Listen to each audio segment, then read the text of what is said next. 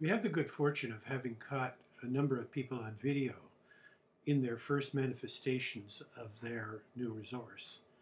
And this is a point in which the transpersonal aspect of it shows up by the person being more contactful and moving from vulnerability to openness.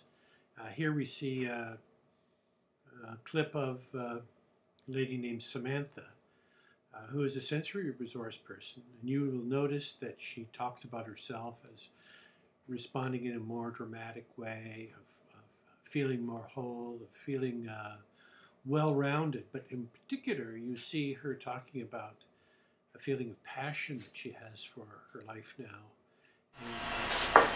I looked in the mirror the other day when I felt myself responding in a more dramatic way to something, and I got a smile on my face as I recognized in the mirror who I was when I was a teenager.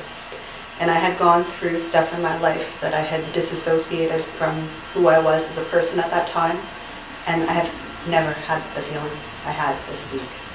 So I feel more whole, more well-rounded, which is wonderful. Gaining an identity is a bit by bit process.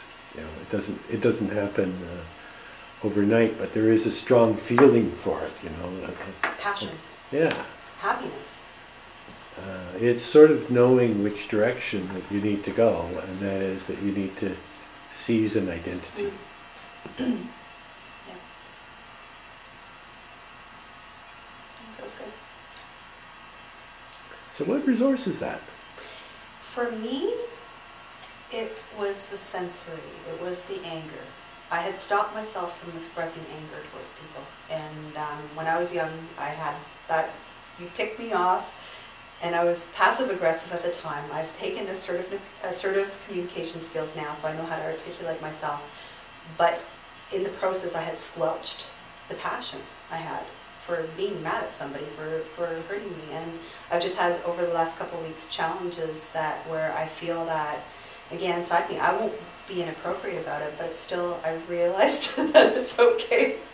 It's okay to tell somebody they ticked you off. Mm-hmm. She points her finger. It's not uncommon to see sensory resource people emerge with a burst of emotion because generally they've repressed strong emotion. But here we begin to see the difference with the transpersonal approach, because as sensory resource people learn better and better how to read other people, they can have strong emotions emerge and they can stay with them. And as they stay with them, these strong emotions transform into deeper and more connected emotions, as you will read about in chapter 13 of the Magic